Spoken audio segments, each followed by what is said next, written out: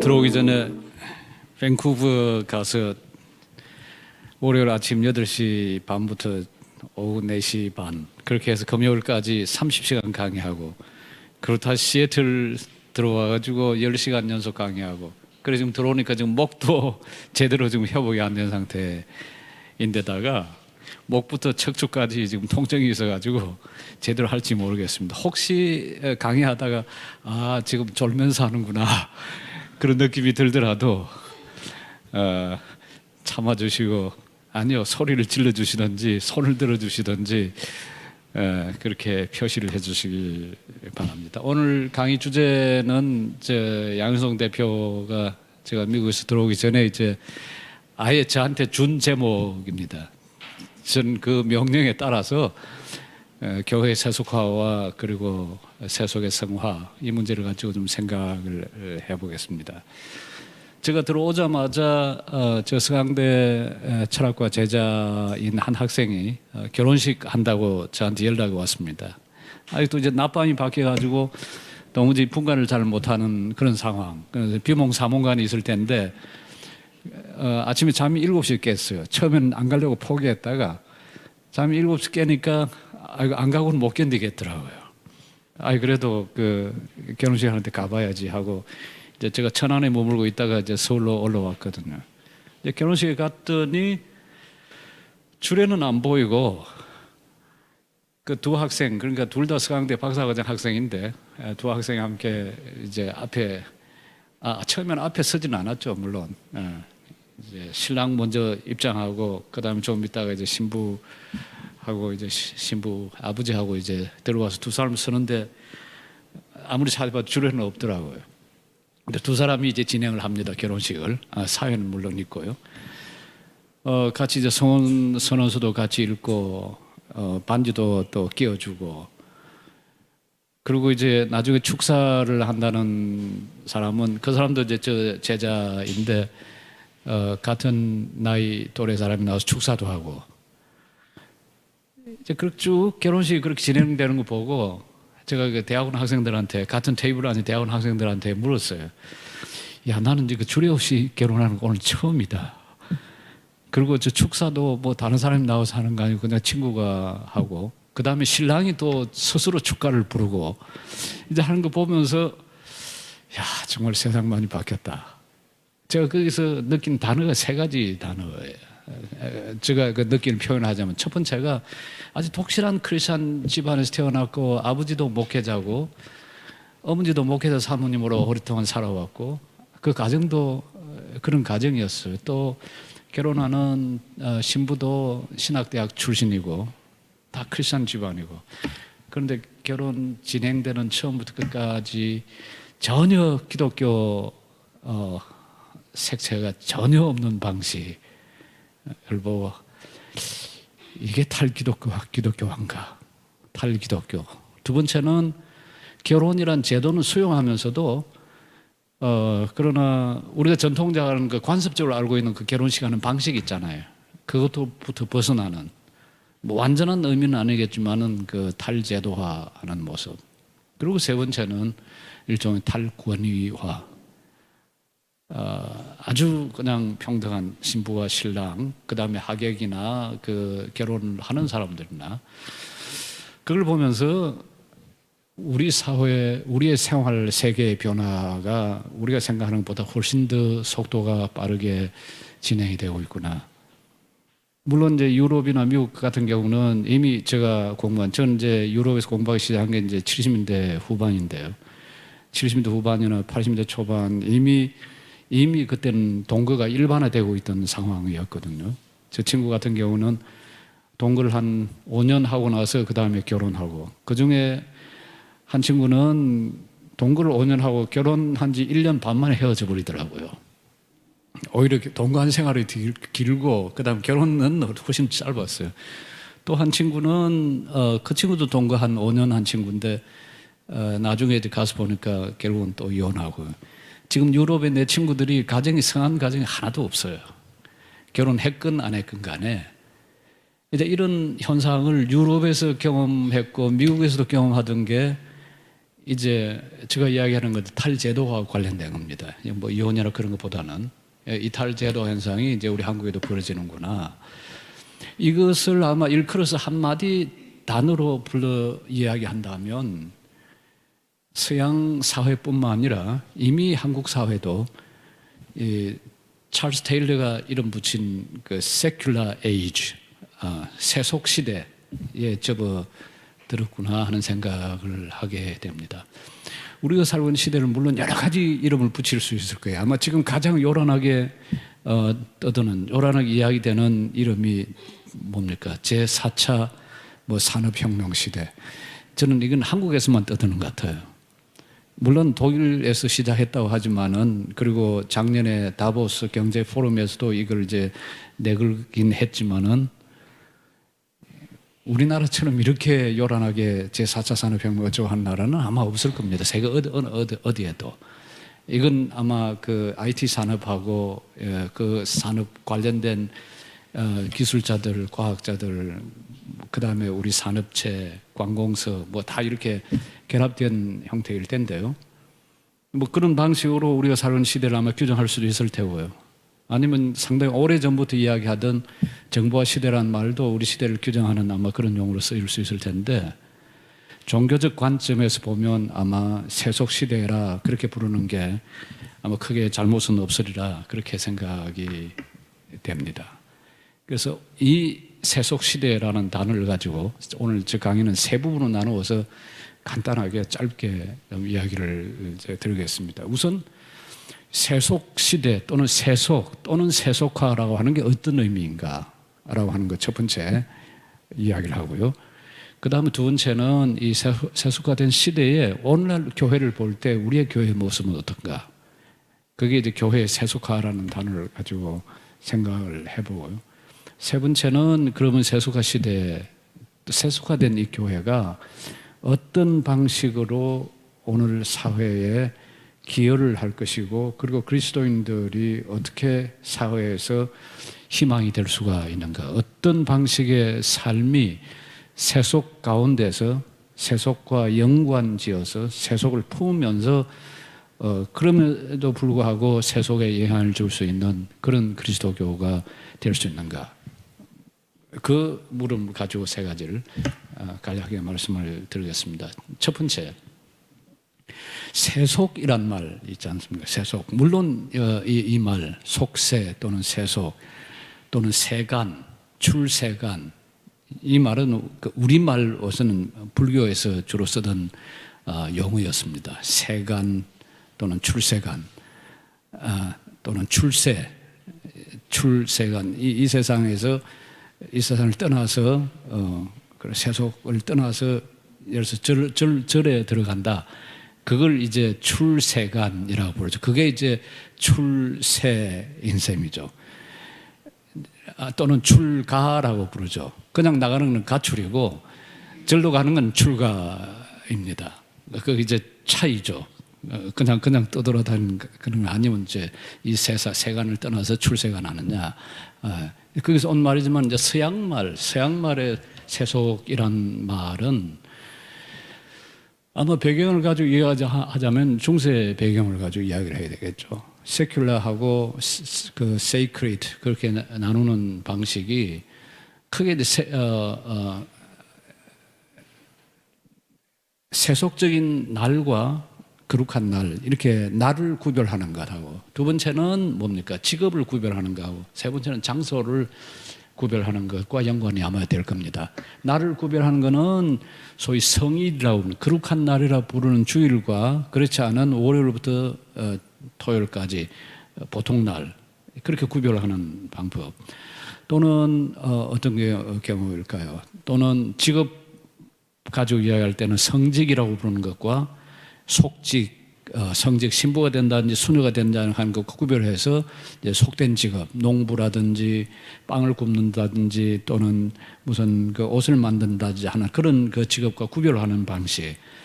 장소를 가지고 이야기하면 거룩한 장소와 이제 속된 장소. 그래서 교회나 수도는 거룩한 곳이고, 우리가 살고 있는 일반 가정이나 직장이나 이런 것들은 그런 속된 곳을 보는 그러한 구별이 중세 전통에 이제 내려오 있었습니다.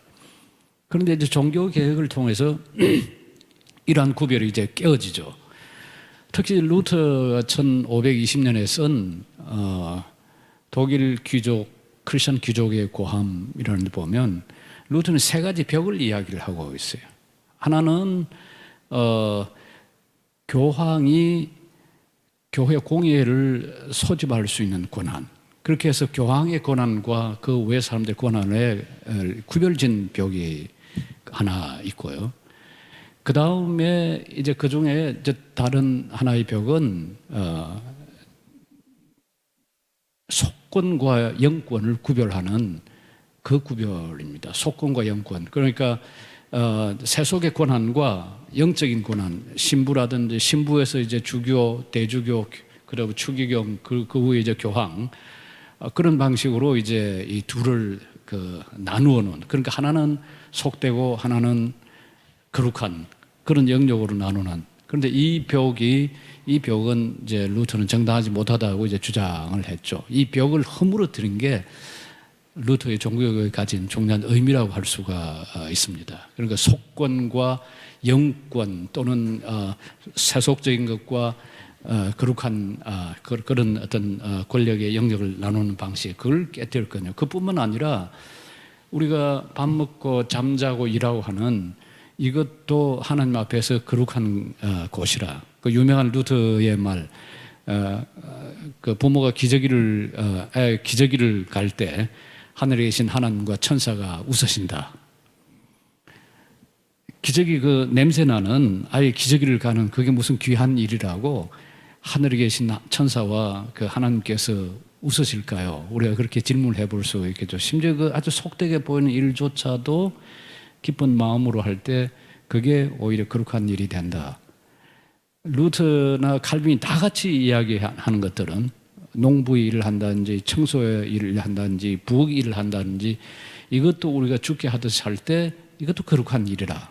그러니까 여기서 이제 성과 속의 구별이 어떤 실체론적인 구별이 아니라 관계론적 구별로 이제 변화하는 것을 이제 볼 수가 있죠. 실체론적 구별이라는 것은 하나의 날이나 장소나 직업이 그냥 그 자체로 농부라든지 한쪽은 이제 그러니까 속된 것을 이야기할 수 있는 건 농부나 무슨 재단사나 이건 속된 거고 신부나 수녀는 그건 거룩한 것이라. 이런 방식으로 하나의 직업, 하나의 날 또는 하나의 장소가 그 자체로 거룩한 것이고 이건 속된 것이라고 이야기되던 것이 그게 이제 루터와 칼빈의 종교개혁을 거치면서 그런 방식으로 하나의 실체로 어떤 알맹이가 있는 것처럼 해서 구별되는 게 아니라 하나님과의 관계에서 아무리 그렇게 보이는 일을 하더라도 그것이 나의 이익과 어떤 속된 그런 목적을 가지고 하는 것이라면 그건 그야말로 속된 것이고 아무리 하찮아 보이고 그리고 천해 보이는 일이라도 뭐 걸레질하고 청소하는 그런 일이라도 그게 죽게 하듯이 할 경우에 그건 거룩한 일이라. 그렇게 보는 관점의 변화가 있었습니다. 그런데 실제로 세속화란 말, 우리가 교회의 세속화란 말이나 사회 세속화란 말을 쓸 때 이 세속화란 말의 등장은 이제 이 종교개혁과 연관이 되는데 루터나 칼빈의 그 신학과 관련된 게 아니라 사회적으로 일어난 현상과 관련해서 세속화란 말이 사실상은 서양에서 등장했습니다. 그게 뭐냐면 이제 종교개혁을 통해서 수도원도 비계되고 나중에 이제 교회 재산도 점점 이제 줄어들고 하면서 그걸 일반 민간인한테 팔잖아요. 그냥 민간인 손에 넘어가는 그 과정. 그걸 일컬어서 서양 말로 이 세큘라리제이션이라는 말을 붙였습니다. 세속화라는 말을. 그러니까 거룩한 영역, 교회에 속하는 수도원이나 교회 재산이던 것이 그게 더 이상 수도원이나 교회 재산이 아니라 그게 그냥 보통 민간인의 손으로, 보통 사람들 손으로 넘어가는 그 과정을 세속화라고 이제 불렀던 거거든요. 그런데 이 세속화의 의미가 확장되죠. 어떤 방식으로냐 하면 중세 말까지만 하더라도 기독교 신앙 그리고 교회가 정치와 경제, 사회, 문화, 그리고 역사, 예술, 학문, 교육, 가정, 관공서 할 것 없이 모든 삶의 영역을 지배하는 방식이었습니다. 어떤 방식으로 영향을 주었던 거죠. 그런데 종교개혁과 함께, 종교개혁과 더불어서 아까 이야기했던 것처럼 그게 일반인들의 손에 이제 재산이 넘어갔다는 건 단순 재산뿐만 아니라 사용할 수 있는 권한, 그 권한조차 넘어가게 되면서 정치 영역, 경제 영역, 학문 영역, 이 모든 영역에서도 기독교가 미치는 영향, 교회가 미치는 영향, 또 목사님들이나 신부님들이 미치는 그 영향이 감소되거나 완전히 사라지는 그 현상, 그걸 일컬어서 세속화라는 말로 의미가 확장이 되어뜨렸습니다. 그러니까 오늘날 그 사회과학에서나 철학에서나 신학에서 세속화라고 하는 말을 쓸 때는 첫째 의미보다는 두 번째 의미, 삶의 영역, 정치, 경제, 사회, 문화, 예술 모든 삶의 영역에 종교적 영향, 기독교 신앙의 영향의 감소 또는 완전한 상실, 감소 또는 완전한 부재, 그걸 일컬어서 세속화라고 이제 부르는 거죠. 그러니까 오늘 우리가 사는 사회를 이제 세속화된 사회다라고 할 때, 그때 의미는 더 이상 정치나 경제, 사회 이 분야에 종교의 영향력이 더 이상 크게 미치지 못하고 이제 거의 없는 그런 시대가 되었다. 미국 같은 경우는 대통령 취임할 때 성경 위에 손 얹고 기도하고 선서하고 기도하고 하는 그런 순서는 있죠. 그러나 실제 보면 그 기독교 영향력이라는 것은 사실상 거의 없거든요.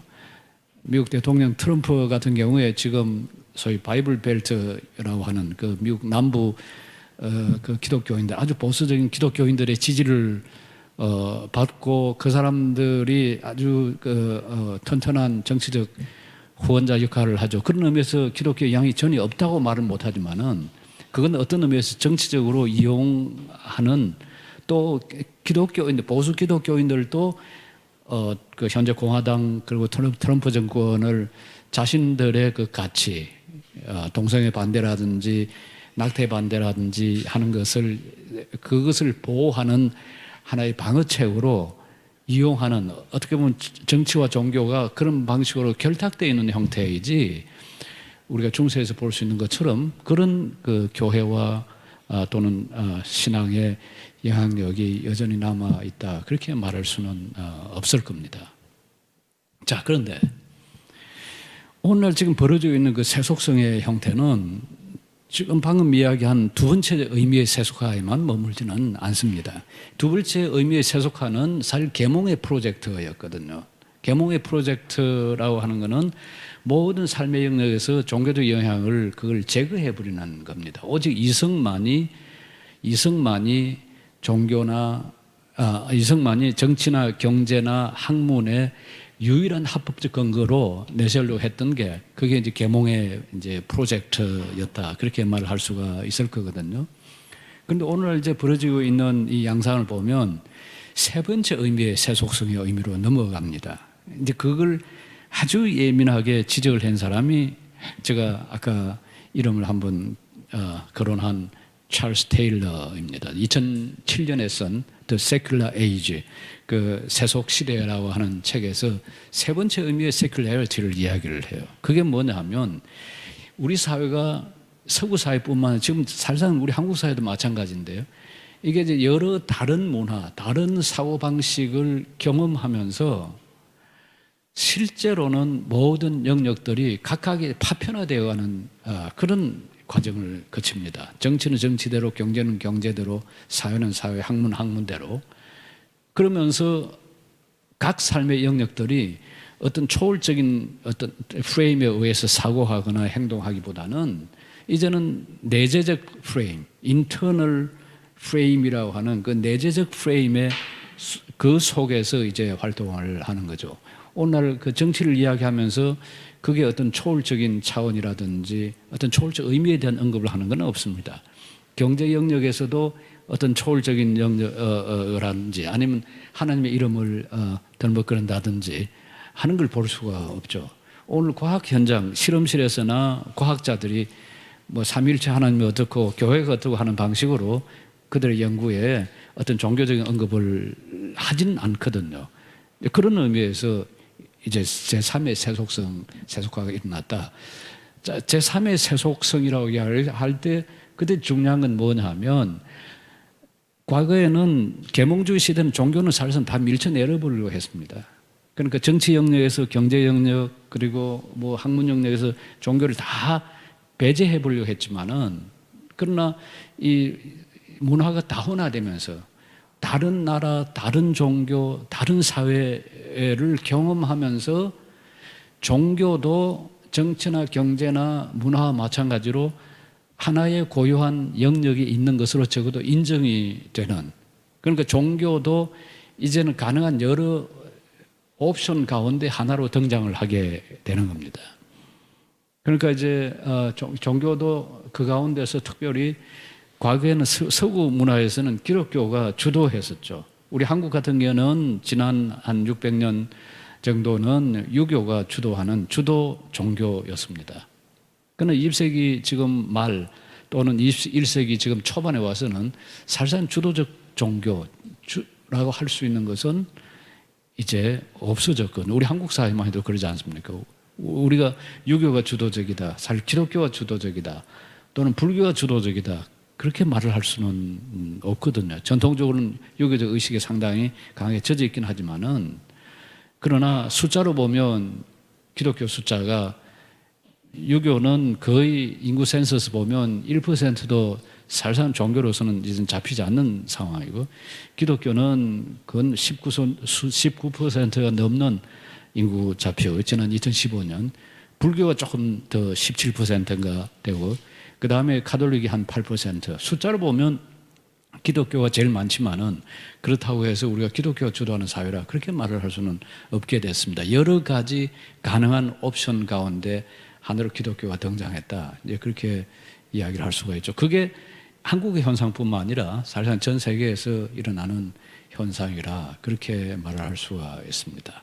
다시 요약을 해서 이야기하면 오늘 벌어지고 있는 이 세속성의 문제는 어떤 하나의 주도하는 문화, 주도하는 종교, 주도하는 이데올로기가 있는 것이 아니라 가능한 시장의 하나의 가능한 옵션 가운데 하나로 등장한 문화라 그렇게 말을 할 수가 있겠죠. 자, 그렇다면 이제 이와 관련해서 물어볼 수 있는 게, 과연 기독교가 신뢰받을 수 있는 하나의 옵션인가? 기독교가 사람들이 선택할 수 있는, 그리고 선택을 요구하거나 선택을 권장할 수 있는 그런 하나의 옵션인가? 기독교인의 입장에서 볼 때는 틀림없이 그렇게 말할 수가 있죠. 요한복음 14장 말씀대로 예수는 난 길이요 진리요 생명이라, 그 예수님의 말씀을 그대로 따른다면 오직 기독교가 오직 유일한 우리의 삶의 길이라고 이렇게 제안을 하고 싶어하는 게 기독교인의 입장에서는 충분히 이해가 가는 이제 입장이죠. 그런데 다시 이제 물어볼 수 있는 게, 과연 기독교가 그럴 수 있는 그런 형편에 지금 처해 있는가? 특별히 한국 교회가 지금 그런 형편, 그럴 만한 자격 요건을 갖췄는가? 이제 그렇게 물어볼 수가 있을 겁니다. 자, 여러분 생각이 어떠세요? 저는 지금 상당히 어려운 상황이라 그렇게 하기에는, 지금 상당히 많은 19%에 이르기까지 기독교인들 숫자가 많다 하지만은 지난 몇 년 동안, 사실 시작한 건 2008년부터 2008, 2009, 2010년 이렇게 연속으로 기운실이 중심이 돼가지고 그 종교 신뢰도 조사한 걸 보면 기독교에 대한 그 신뢰도는 18%를 잘 넘지 못하는 그 상황이었습니다. 심지어 기독교인들 가운데도 기독교회에 대한 신뢰가 그렇게 높지 못한 게 잘 우리의 형편이거든요. 그게 왜 그러겠는가 생각을 해보면, 교회가 세속화됐다라고 하는 말을 하지 않을 수가 없을 텐데요. 우리가 뭘 가지고 교회가 세속화됐다고 이야기를 하게 될까요? 아마 각각 세속화된다고 생각하는 것을 한번 여기에 제출해보라 그러면 뭐 각각 다른 명단을 뭐 제출하고 싶어 할 겁니다. 몇 가지 어떤 것들 들어보실까요? 우선 첫 번째 들어볼 수 있는 게 아마 목사님들한테 이야기하면 금방 고창호와 닿을 텐데요. 오늘 교회가 목사님들의 목회자로서의 성과를 어떤 방식으로 평가합니까?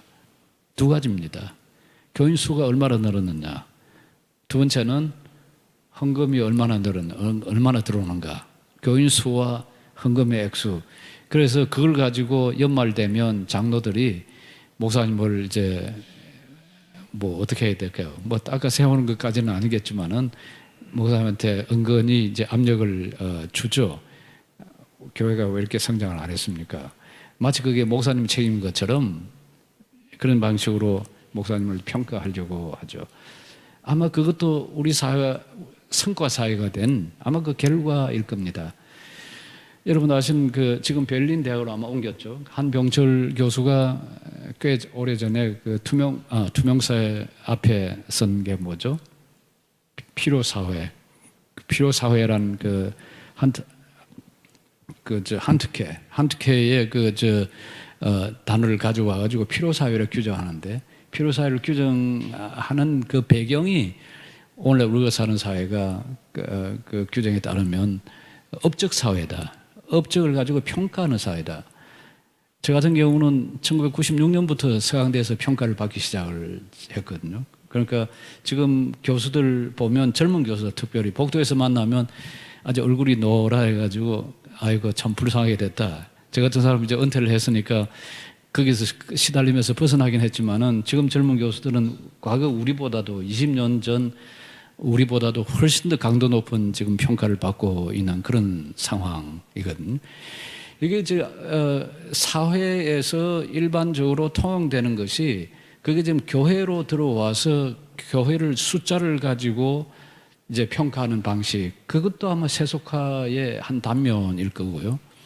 그리고 또 다른 하나 단면은 아마 개교회주의 같은 것도 들 수가 있을 겁니다. 어떤 분이 사랑의 교회에 대해서 비판적인 목소리를 높였더니 전화를 해가지고 어느 권사님이 도대체 교수님 도대체 무슨 자격으로 우리 교회에 대해서 그렇게 비판을 하십니까? 그러더라는 거예요. 근데 그분이 답이 사랑의 교회, 나는 사랑의 교회는 아니지만은 그 사랑의 교회도 우리 한국 교회의 한 부분이고 더 크게 보면 그 그리스도의 몸된 교회의 한 지체인데 그 교회가 잘못된 것은 곧 그리스도의 몸에 잘못된 거니까 그런 입장에서 내가 이야기한 거라. 그렇게 이야기해도 뭐 설득이 안 되더라 그래요. 우리한테는 그리스도 몸의 지체라는 개념이 없거든요. 그냥 각 자기가 다니는 교회 그게 그냥 교회고 다른 교회들은 마치 다른 가게, 다른 상점 보듯이 그렇게 보는 그 개교회주의 그것도 일종의 세속화의 한 단면이라 그렇게 볼 수가 있을 겁니다. 그리고 세 번째 만일 든다면 그 권위주의도 포함이 되겠죠. 그 일반 세속 속에 있는 그 어떤 직분이라든지 직권이라든지 이런 걸 가지고 권위를 내세우는 것처럼 교회 목사나 장로나 권사나 그래서 교회에서 권사나 목사가 되어야 뭐나 되는 것처럼 적어도 관을 쓸 때도 목사 아무개 관, 뭐 장로 아무개 관 그것조차 없으면 그냥 성도 아무개 사실 그 유교 풍속에서 온 거거든요. 저는 한문을 배울 때 한자를 배울 때 공동묘지에 가서 배웠어요. 어릴 때.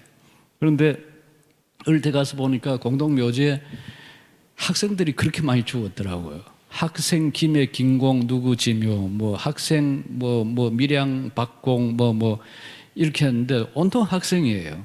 그러니까 나중에 알고 보니까 그 학생은 벼슬 하지 않은 그냥 평신도 유교 신자예요. 그런데 그 풍속이 그대로 교회로 들어와 가지고 교회에서도 이제 집사, 장로, 목사는 앞에 타이틀을 붙는데 그것도 아무것도 없는 사람들 그 사람은 그냥 성도예요. 그냥 성도 아무개요. 그러니까 유교 풍속에서 들어온 거죠. 이제 이런 식으로 우리가 교회 세속화 된 모습을 뭐 여러 가지로 이제 열거를 할 수가 있을 겁니다.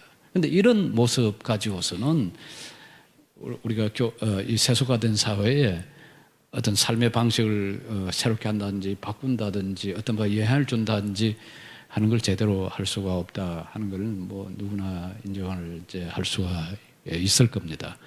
아마 이 명단은 이게 더 붙여진 거는 여러분들이 얼마인지 그 뒤에 더 이렇게 붙여 나갈 수 있을 텐데요. 거기에 대해서는 이 정도 하겠습니다. 자, 세 번째. 자, 그러면 어떻게 이 세속 사회에 세속화 된 사회에 우리 교회가 이 사회 속에 또 우리 성도들이 사회 속에 좀 더 깊숙이 좀 더 넓게 들어갈 수가 있겠는가? 저는 세 가지 방안이 있다고 생각합니다. 제가 이 이야기를 하는 근거는 요한복음 17장 예수님이 마지막에 십자가 못 박기 전에 이제 하늘 우러러서 아버지여 하고 하나님 아버지께 한 기도에 그것이 드러나는 건데요. 그 기도를 통해서 보면, 그리고 요한복음 전체를 통해서 보면 세속 또는 세상이라는 건 적어도 세 가지 의미가 드러납니다. 우선 첫 번째는 여러분 잘 아시는 구절이 뭐가 있습니까? 요한복음 3장 16절 말씀 누구나 아시잖아요. 어떤 말씀이죠? 하나님이 세상을 이처럼 사랑하사 그의 독생자를 주었으니 누구든지 이를 믿는 자마다 멸망하지 않고 영생을 얻게 하려 하십니다. 거기서 보면 세상은 하나님의 사랑의 대상입니다. 하나님께서 사랑하셔서 독생자를 주셔서 구원하기를 원하시는 세상. 그런데 그 밑바탕은 뭡니까? 왜 구원이 필요합니까? 거기서 보면 이 세상과 죄를 연결시킵니다. 독생자 예수가 왔으나 그러나 이 세상이 예수님을 영접하기보다는 오히려 그를 미워하고 그를 무시하고 인정하지 않은 죄의 영향, 그러니까 죄와 연관되는 세상이죠. 그런데 그보다 더 근원적인 세상에 대한 이야기는 요한복음 1장 11절 말씀대로 이 세상은 그러니까 하나님의 지음바가 되었으나 라고 하는 표현이 나옵니다. 이 세상 하나님의 창조의 결과입니다. 하나님께서 지으시고 통치하시고 관심 가지신 세상이라, 그렇게 보면 이 세상에 관해서 얻을 수 있는 세 가지 관점이 있습니다. 첫 번째가 창조이고요. 두 번째가 타락 또는 다른 말로 하면 훼손이고요. 이 세상의 훼손. 세 번째가 뭡니까? 예수 그리스도를 통한 회복, 구속. 그 관점에서 세상을 바라볼 수가 있죠. 그럼 이 세상의 관계를 예수님의 기도에서 분명히 이야기하고 있는 것은 거기서도 세 가지를 볼 수가 있습니다. 하나는 이 세상에 대한 완전한 긍정이고요. 두 번째는 이 세상과의 대립이고요. 세 번째는 그럼에도 불구하고 이 세상을 완전히 품는 모습입니다. 저는 세상과 그리스도인의 관계는 이 세 가지 관계를 통해서 규정할 수가 있다. 만일 우리가 성경을 토대로 해서 본다면 그렇게 생각을 하는데요.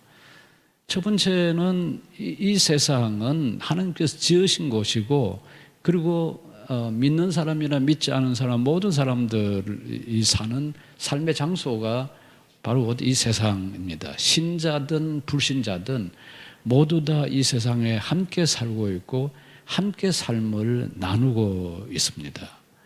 이걸 이제 신학적 용어로 이야기를 하면 이 세상에 사는 사람들은 믿는 사람이나 믿지 않은 사람들이나 기독교인이나 비기독교인이나 사람이면 누구나, 아니 사람뿐만 아니라 살아있는 모든 것들이면 무엇이나, 그게 식물이든 동물이든 무엇이나 하나님의 은혜 아니고서는 살 수 없는 존재들입니다. 우리가 숨쉬고 잠자고 마시고 그리고 사는 이 삶의 근거는 곧 창조주 하나님이시라, 그렇게 말을 할 수가 있습니다.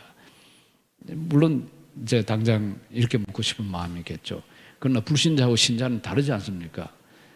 다르죠.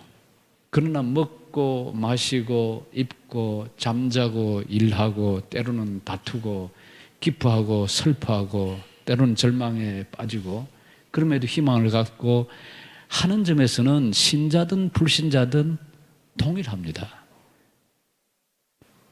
꼭 같이 이 일상의 삶을 누구나 같이 살아가는 존재들입니다. 차이가 있다면 무슨 차이일까요? 차이가 있다면 하나의 어떤 사람은 이 모든 것, 우리가 먹고 마시고 잠자고 우리가 살아가는 이 모든 삶이 하나님 주신 은혜다. 하나님이 모든 사람에게 공통으로, 모든 사람에게 커먼하게 공통으로 주신 은혜다. 이게 이제 커먼 그레이스라고 하는 거죠. 뭐 되게 일반 은총으로도 번역합니다만, 저는 일반 종이란 말보다는 공통 은혜, 누구에게나 하나님이 공통으로 주신 은혜, 그 은혜라고 하는 것을 아는 사람과, 그리고 그걸 인정하고 알고 감사하는 사람과 그렇지 않은 사람의 차이일 뿐 다른 데서 나는 차이는 아니라 하는 생각입니다. 물론 그 차이가 우리의 삶에서 어떤 삶을 살아가느냐에 대해서 엄청난 차이를 만들 수는 있죠. 그러나 그 차이 이전에 모든 사람은 이 세속 속에서, 이 세상 안에서 공통의 삶을 살고 있고 공통의 삶을 나누고 있다. 저는 그것을 우선 긍정하고 받아들이는 것이 우리가 세상에 접근하는, 세속에 접근하는 우선 출발점이라. 그럼에도 방금 제가 말씀드린 것처럼 모두가 하나님이 원하는 그 삶을 사는 것은 아닙니다. 모두가 거기서 아마 삶의 그 태도나 삶의 관점의 차이를 이야기한다면, 자기 중심적인 삶이냐 아니면 하나님과 이웃을 먼저 생각하는 삶이냐, 거기서 삶의 태도의 대립을 이야기할 수가 있죠. 여기 이제 엔티시시스, 이 대립을 이야기할 수 있는 가능성이 저는 거기에 들어온다고 생각합니다. 이 차이는 생각보다는 클 수가 있습니다. 받아들이냐 받아들이지 않냐, 자기중심적으로 사느냐 아니면 하나님과 이웃을 먼저 생각하고 중요하게 생각하는 삶의 방식이나. 리차드 로티라고 하는 철학자가 기독교인들의 삶의 방식에 대해서 아주 기독교인들의 그 삶은 특이하다고 하면서, 하나님을 사랑하고 이웃을 사랑하는 걸 통해서 자기를 사랑하는 사람들이 기독교인들이라 그렇게 표현을 하고 있죠. 그러니까 자기 사랑이 삶의 출발점이 아니라 하나님 사랑과 이웃 사랑을 먼저 사랑하는 가운데 그것을 통해서 자기를 사랑하는 사람들이 그리스도인들이라 이제 그렇게 말하고 싶어 했던 거죠. 자, 그게 이제 안티시스라면, 자, 그러면 하나는 긍정하고 다른 하나는 이제 긍정과 부정 가운데 그냥 머무른 것이 아니라 여기서 이제 한 걸음 더 나아가는 거겠죠. 그게 뭘까요? 그게 저는 세상을 품는 거라는 생각입니다. 예수님 경우에 세상에 하나님께서 지으신 창조라고 하는 것과 그걸 수용하면서, 그러면서도 이 세상에 있는 엔티시스가 예수님의 활동이나 가르침에 그게 전제되어 있습니다. 그런데 이제 이 속에서만 머무는 것이 아니라 예수님께서 하신 걸 보면 뭡니까? 이 세상을 그대로 수용하고 그대로 받아들이는 겁니다.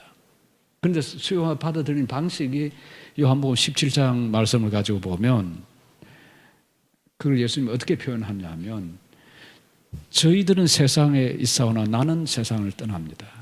저희들 이 세상에 데려가기를 원함이 아니라 저희들을 보존해 주시기를 원합니다. 보존해 주셔서 하나 되게 하시고 그리고 진리로 저희를 거룩하게 하여 주옵소서.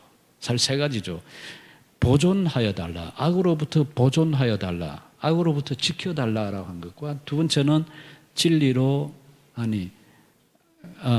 사랑으로 하나 되게 하옵소서. 세 번째는 진리로 거룩하게 하옵소서. 그런데 이러한 삶이 그냥 이 세상 안에 살고 있기 때문에 살아가는 삶이 아니라, 내가 아버지께서 나를 이 세상에 보내신 것처럼 나도 저희를 세상에 보내옵고라고 예수님 그 기도에 이야기를 하고 있습니다. 내가 저희들 세상으로 보냅니다.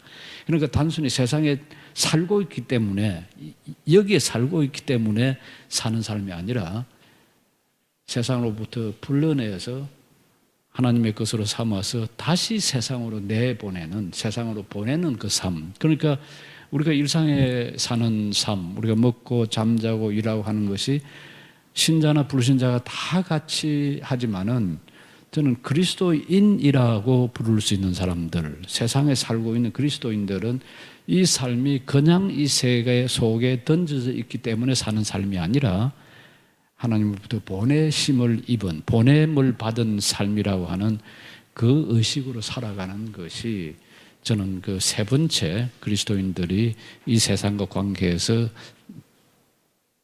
택할 수 있는, 취할 수 있는 그런 그 삶의 방식이라고 생각을 합니다. 이렇게 이제 세상을 보냄받은 삶으로 이해할 때 무엇보다도 첫 번째 그 드러날 수 있는 게 이 세상이 안고 있는 그 고통에 대한 관심이 되겠죠. 만일 사랑의 눈으로 본다면 이 세상은 이런저런 그냥 모든 게 잘 되어가는 것이 아니라 사랑의 눈을 만일 이 세상을 본다면 이 세상에는 이런저런 이유로 발생하는 여러 고통들이 있습니다. 그 라틴어 속담에 우비 아모르, 이비 오클루스라는 말이 있습니다. 우비 아모르, 사랑이 있는 곳에 이비 오클루스, 그곳에 눈이 있다. 사랑이 있는 곳에 그곳에 눈이 있다. 눈이 있다는 것은 고통을 볼 수 있는 눈입니다. 만일 사랑이 없다면, 사랑의 눈으로 보지 않는다면 이 세상의 고통은 아무것도 없는, 고통이 보이지 않는 그런 세상이에요. 그런 의미에서 기독교인들은 이 세상의 고통과 공감하고 같이 아파하는 그것이 아마 가장 우선적인 것이라고 이야기를 할 수가 있겠죠. 특별히 누가복음을 보면 누가복음 10장에 보면 선한 사마리아인 비유가 나오는데요. 거기서 선한 사마리아인과 레위인과 제사장의 차이는 딱 한 가지 차이입니다. 그 강도 맞는 사람을 보고 레위인이나 제사장은 그냥 지나갔습니다.